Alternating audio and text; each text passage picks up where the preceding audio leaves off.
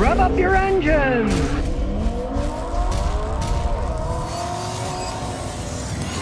Now this particular one is an Autool X500. It's a flip-up heads-up display for your car. Great idea, I thought, until I actually tried using it. Get the business end, plug it into the board, and as you can see, it's starting to come on. And then while you're driving, as you can see, you now have a heads-up display on the dash. You can put it wherever you want. It can show the charging system, your speed, your tachometer. There's a bunch of stuff that you can set it for. I thought, well, that's cool. You get the cool heads-up display, right? Well, then I started trying it out. I'm driving down the road, and all of a sudden, the thing would just turn off, or even more annoying, you'd see it bright, and then all of a sudden it would go dim to almost nothing. Then it would come back to being bright. I mean, one, it's a poorly made device.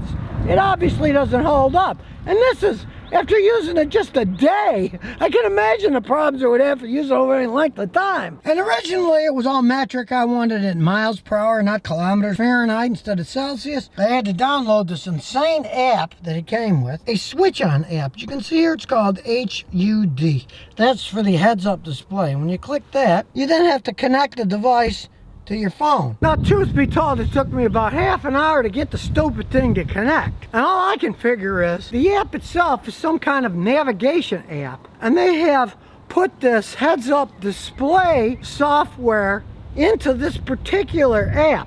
It doesn't even have its own app. It kept disconnecting it, saying that the app was disconnected, try over and over. It stopped pairing.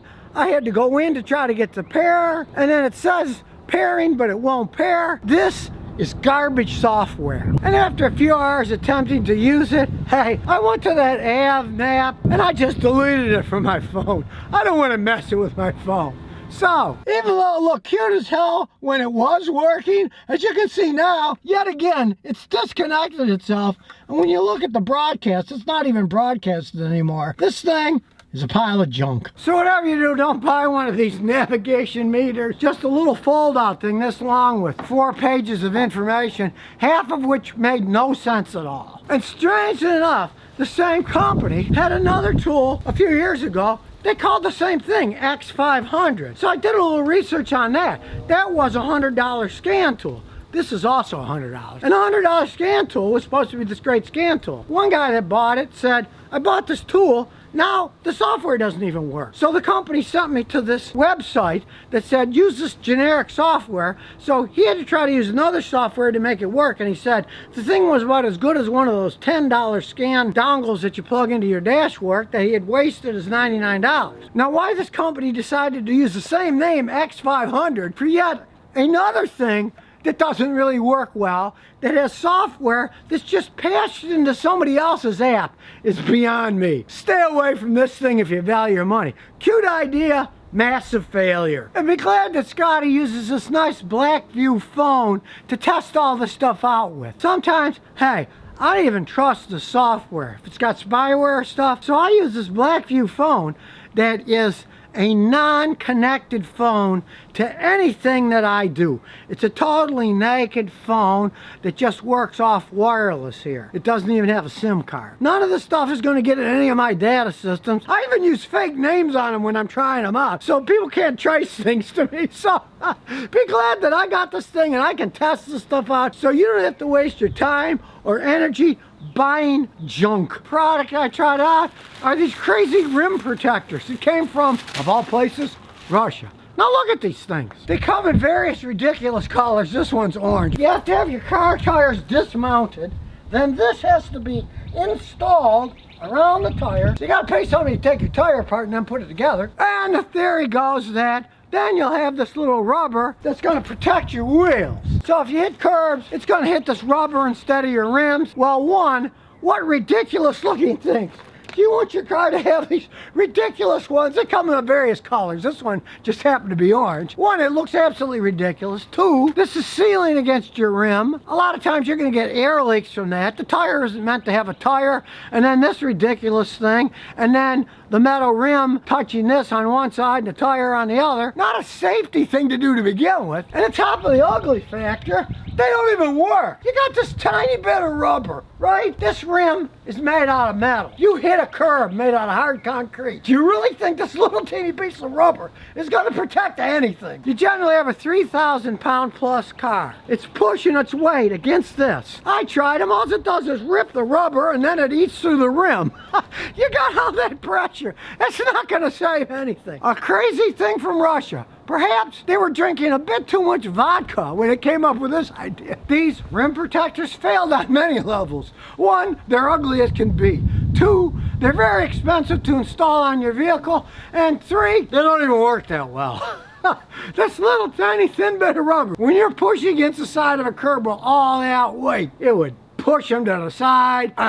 Failed product for sure. Rim protectors, my rear end. Now another failed product that I tried is this rear view mirror that supposedly does a whole bunch of stuff. 3G Android, GPS, HD card, DVR. The only thing it really did well was work as just a plain old mirror, but even then, if you look closely, you can see the silvering is starting to already wear off of the mirror. Even the mirror was cheaply made. Now as you can see here, with all these wires and connectors, when you hook this thing up, it was one gigantic, ugly rat's nest of wires everywhere. It's a very sloppy install. You got wires hanging everywhere. Half of the stuff in it didn't even work. Very hesitant about even trying it out because nowhere does it even have a name. It just says 3G Android, GPS, HD, car, DVR. It doesn't tell you who makes it, but as most of these things from China come, it does have an app that you go to, which is another horrendous app. I gave up after a few hours. I got a couple things to work, but you know, what it claimed it did, 3/4 of it didn't even work. I tried this thing out. Oh, it has 447 people that even tried the app. I'm one of them, so.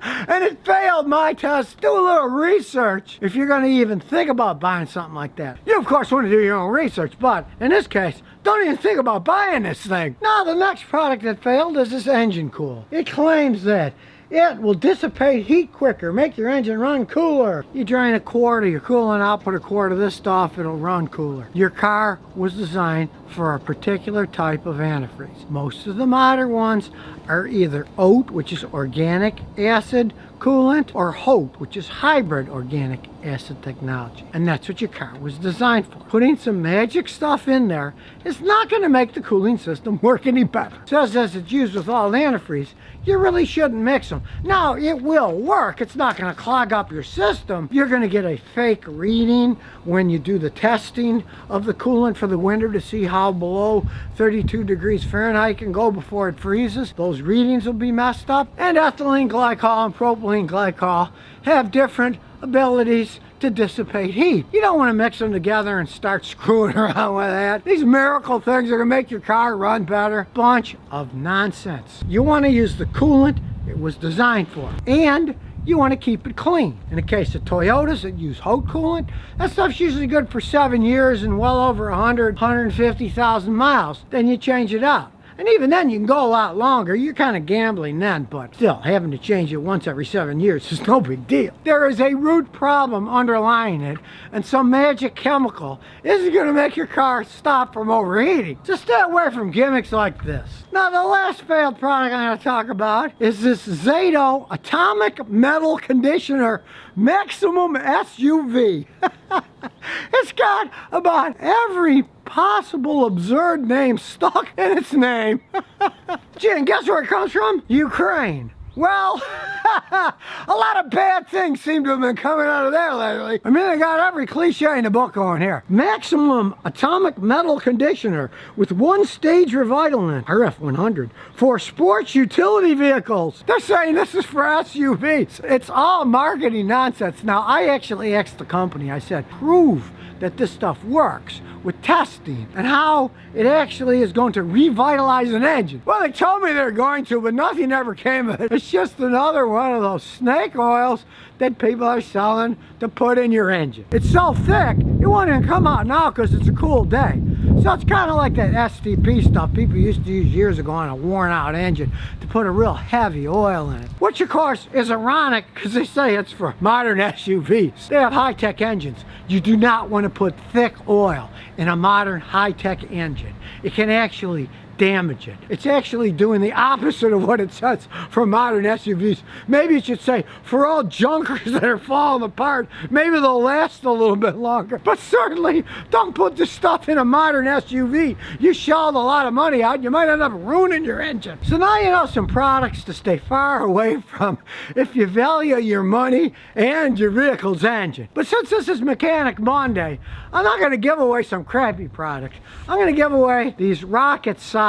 Now, the company has recently come up with these, which I love, because I use their old sockets, and they're for bigger nuts and bolts. It was always a hassle of, what do you do with the small ones? Well, they got a whole set of small ones now, and these things work a lot better than those easy out things. They're reverse grip, they grab and they pull out, where you've got things that you can't grab anymore. Those screws that are messed up to fit them on, any little nuts or bolts that have rusted up, and you'll be able to get them out without having to drill. These are solid steel, made in the USA stuff. They're really well made. To have a chance to win these rocket sockets, just place a clean, non-offensive comment on the YouTube comments below to win these nice rocket sockets to get little nuts and bolts off that are not all peened and very hard to get off. In a small place, there's very little access that these tiny little sockets will fit into. So if you never want to miss another one of my new car repair videos, remember to ring that bell.